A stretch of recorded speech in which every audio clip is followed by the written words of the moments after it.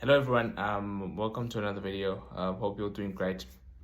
Hope your day is going well wherever you are, whether you're at work or at school, whatever. But yeah, obviously, the transfer window is shut at this moment in time. The clubs now can only make transfers come January. In the winter transfer window, I guess it will be summer to us in South Africa, but it's winter there. But basically, every squad is going to stay as it is until at least January. And the teams have done the majority of their business and all of that stuff. But basically, what I want to look at, obviously, I'm not going to be talking about any transfer news because the transfer window is shut. But I just wanted to talk about thingy. Since I support Man City, I'm just going to talk about what I think is our best lineup going into the season. Now that every player is kind of like, well, every player that's in the squad is now going to be in the squad until at least January or until like the end of the season. And it was obviously great for us to keep Bernardo Silva, even though it looked like Barcelona were interested in him, but they actually never made an offer to sign him. So I don't know what their interest was, to be honest. But yeah, basically, obviously we lost during the transfer window. Gabriel Jesus, Raheem Sterling, and who else? Zinchenko, Alexander Zinchenko.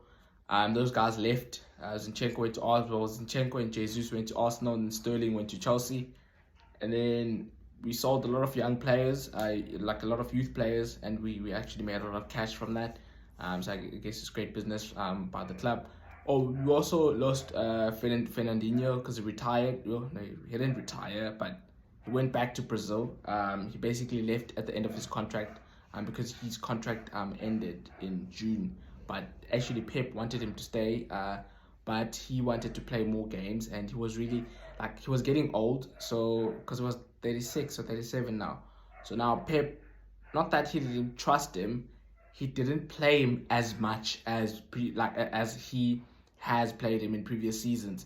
And Rodri was the main player who was playing in that central defensive midfield role consistently because Fernandinho was kind of old, and you could see in some games when the intensity was too high that he was struggling a little bit. Even though obviously his tactical awareness is always there, but his legs, you could tell that they're going because obviously he's old.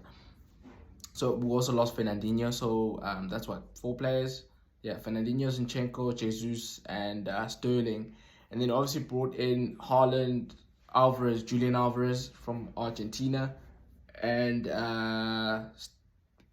thingy,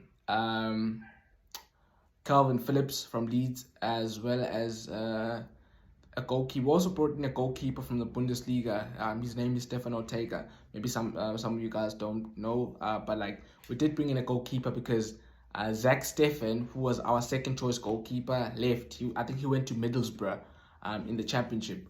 I was actually happy that the guy left because these past 2 seasons he cost us in the FA Cup because I remember 2 seasons ago we played Chelsea in the FA Cup semi-final, and Chelsea beat us, I think 2-1 or something, or 1-0. I'm not quite sure. I don't remember. I don't remember the result.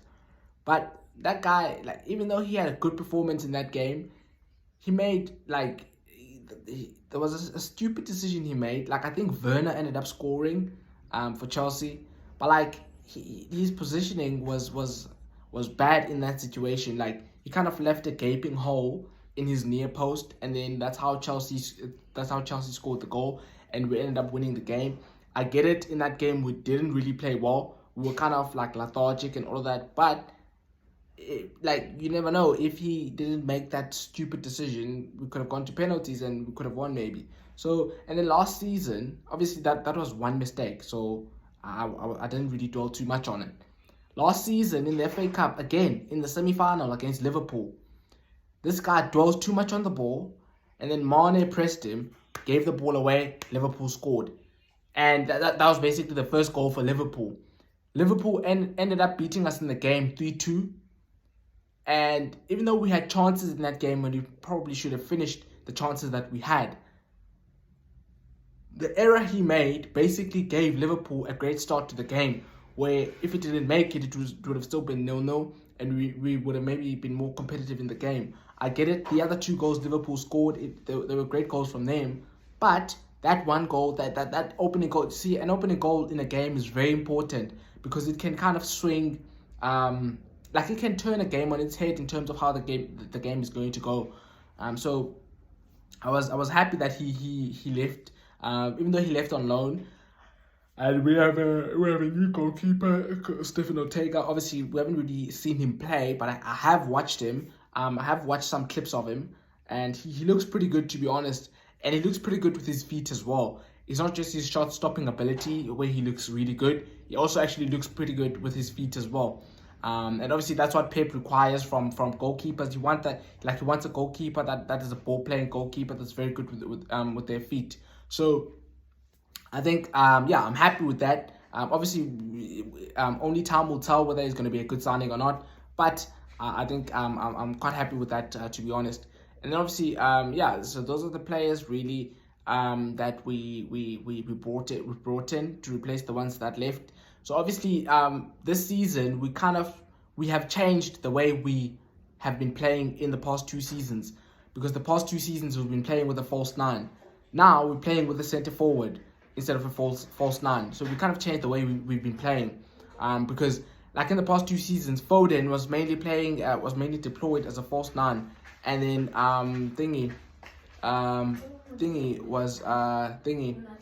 So Foden was mainly deployed as a false 9, and like De Bruyne played as a false 9 at times as well, and Bernardo Silva also played in that position.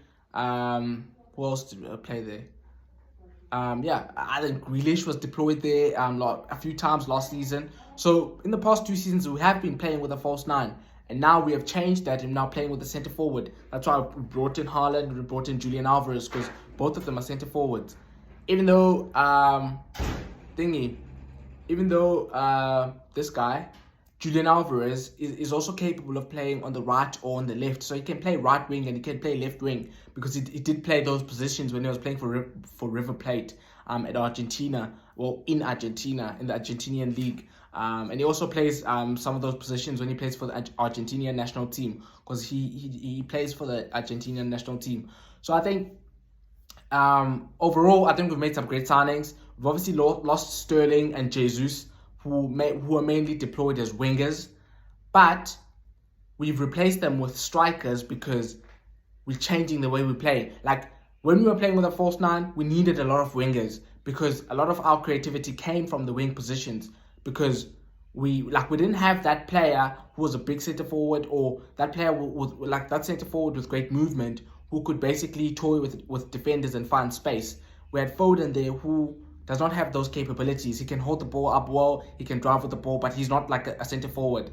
So we needed great wing play in order to make sure that we scored goals. But now we're changing that way, and we're playing with a centre forward. That now means we can put crosses into the box for a centre forward. We can we can put balls into his feet, and he, like Haaland, is relatively good with regard to holding the ball up and linking play with the midfielders. So we don't need as many wingers this season. Like we have Grealish, Foden, Mahrez, Alvarez can also play there, and then Cole Palmer can also play there. Cole Palmer is one of our youth players. Well, he's one of our youth academy graduates, because he's a first team player now.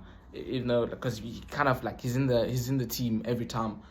He's in the squad every time we're playing a competitive match. So I think we made some good signings. We've gotten a lot of cash, because I think we've made over £200 million in sales in this summer transfer window, and then we only spent £128 million. So that's good business, and it's going to give us a bit of more cash flow to spend next summer or in the January transfer window should we need to spend. So I think yeah, it's been good. The summer transfer window has been good so far. We've obviously kept Bernardo Silva. So obviously I've talked about the transfer business there. Let me go on to the main reason why I did the video. I said I want to talk about, I think, like which team is the best 11 in terms of like our team, which group of players get into our best 11. So when I say best 11, I mean if we're playing in the Champions League, if tomorrow we're playing in the Champions League final or the Champions League semi-final or the quarterfinal, who's starting? Like, which players are going to start in that big game?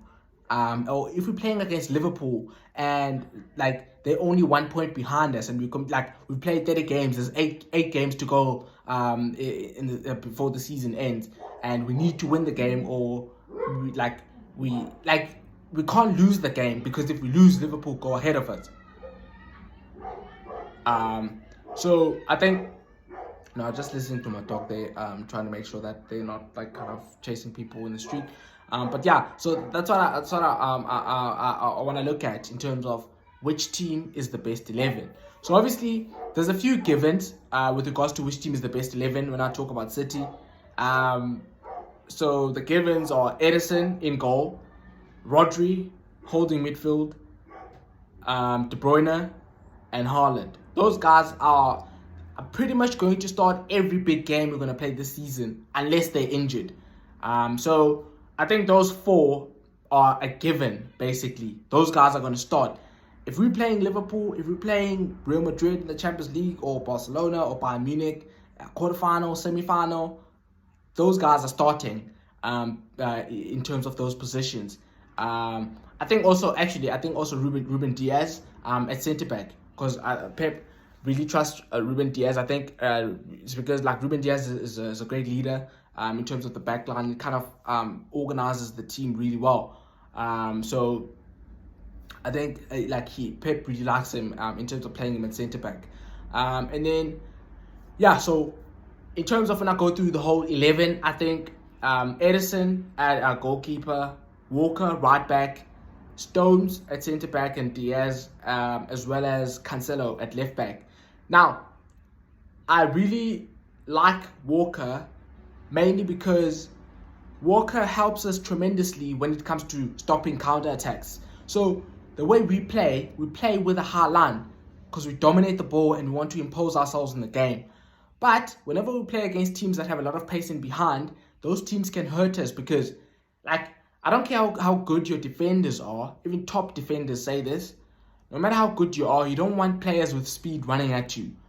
So Walker helps us in that regard, in that he gives the team a chance to reset and to get back into positions when we lose the ball. Because his pace, like he's able to basically chase down opposition attacking players that are relatively quick, and then he slows them down by catching up to them. And that gives the team basically the time to reset and to get back into position so that you can defend as a team.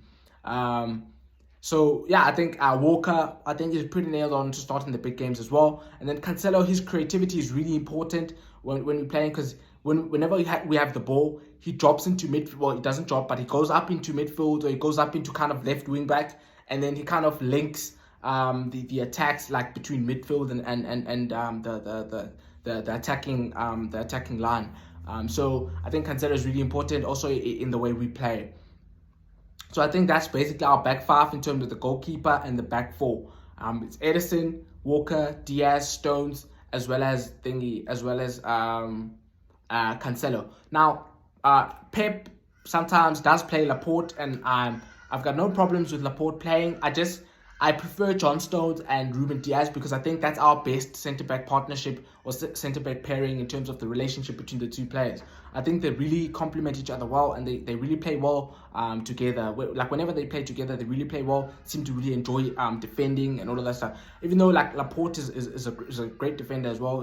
It's a top defender. I think Laporte could start pretty much for every other team in the Premier League, and he's capable of starting for us as well. But I just think I like the relationship between John Stones and Ruben Diaz more so than Ruben Diaz and Laporte. So that's why I would say those guys, because I think those guys give us the best chance in terms of keeping clean sheets.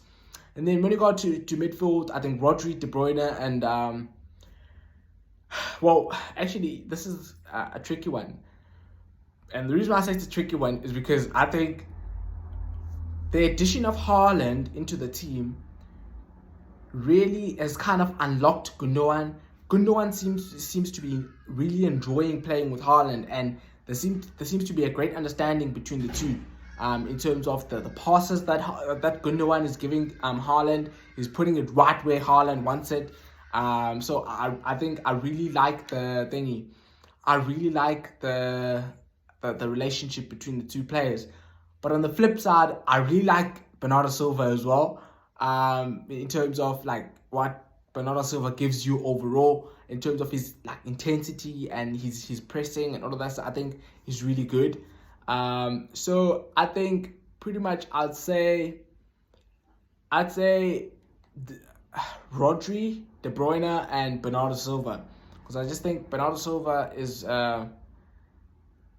like, this is actually a tricky one. I'm thinking, do I drop Mahrez and put Silva at right wing and then put Gundogan and De Bruyne in midfield? Because I think that's how we've started pretty much this season. Mahrez hasn't really started loads of games, and we're really playing well with that formation in terms of having Bernardo Silva playing right wing and having Gundogan and De Bruyne playing as the two midfielders. I think that's really been a good 11 so far this season. Like good kind of midfield three, and in that right wing spot, Bernardo Silva I think has been really good up there. So I think I'm gonna go for Gundogan and De Bruyne in midfield, and then I'm gonna go with I'm gonna go with Bernardo Silva at right wing. Even though at times Pep is gonna rest De Bruyne, because De Bruyne is getting old a little bit now. I think he's 31 or 32. So there will be games when De Bruyne is rested and he goes out the side, and then Bernardo Silva is going to drop into midfield and he's going to play with Gundogan, and then Mahrez is going to play as the right wing, which is still a pretty strong lineup as well. So I think I'm going to go with that. I'm going to go with Bernardo Silva right wing, and I'm going to go Gundogan and De Bruyne in midfield, because I really think there's already a relationship between Gundogan and Haaland will start every game. So I think it's imperative in terms of the relationships between him and our midfielders, because I think that's obviously how we're going to score most of our goals. I'm going to go with that. And then obviously Haaland as the number 9, and then I'm going with Foden left wing. I'm going with Foden left wing. I really would like Grealish to kick on this season and to kind of improve his output in terms of his goals and assists and his chances created. And he is going to get a lot of opportunities. He's gonna play in loads of games, because we play in many games. Like the average number of games we play per season is at least 55 games, because we usually go deep in the FA Cup and the League Cup and the Champions League. If we go like to a final of the Champions League and a final of the League Cup and the FA Cup, we're going to play like 63 games. So like Foden is not going to start all 63 games, and Mahrez is not going to start all 63 games, and De Bruyne is not going to start all 63 games. So there will be plenty of opportunities for everyone to chip in and to add to the squad, and to add something to the squad, and to contribute towards the success that we are going to get this season. So I'm looking forward to watching Grealish, and hopefully seeing him kick on and kind of really play at a high level. I'm not necessarily going to say I want him to prove that he is a £100 million player, because I think the price of £100 million has nothing to do with Grealish and his ability. It was like he had a release clause of £100 million when we signed him from Aston Villa, and if we wanted to buy him, we needed to pay that, and therefore we decided to pay it, and it's got nothing to do with him. Just because like he doesn't get, let's say, 20 goals and 20 assists in one season doesn't mean now he's a flop or whatever, because we signed him for £100 million. So I don't really care about the price tag, to be honest. We paid it, and that it is what it is. So I think that's my best 11 for this season. I think Ederson, Walker, Diaz, Stones, Cancelo, Rodri, De Bruyne, Gundogan, Bernardo Silva, Haaland, and Foden at left wing. I think that's the side that's going to start in the majority of the games. But in some games, Mahrez is going to start at right wing, and Bernardo Silva is going to start with De Bruyne in midfield. Some games Gundogan is going to start. So obviously it's fluid in terms of the rotations. We know that like Pep Guardiola really likes rotating his team and all of that stuff. But I'm just giving my kind of opinion in terms of what team or which team is the best 11, in terms of like if I need to win a Champions League tie, which team am I banking on? And that's the one I think I'm gonna go for. If you like the video, guys, please push the thumbs up button to kind of add to those likes. And also please, if you haven't done so, please subscribe to the channel. And also please push the notification bell so that you can get notified each time I post a new video. Actually, there is something I forgot. I forgot, like, in terms of our new signings, I did forget one guy, that we did sign, Manuel Akanji. We confirmed it yesterday on deadline day. So we did sign Manuel Akanji, who is a centre back coming from Dortmund. He's a Swiss international, a really good ball playing centre back, and yeah, we kind of added him to kind of to add to our squad depth in terms of the centre backs, since our centre backs have been getting injured a lot. So yeah, guys, I think that's pretty much it with regards to this video. I'm going to be doing another video just now where I'll be previewing the games for this upcoming weekend. Some interesting clashes, but yeah, guys, please subscribe to the channel if you like the content, and also please like the videos and push that notification bell so that you can get notified each time I post a new video. Thank you for watching the video, and yeah, enjoy the rest of your day.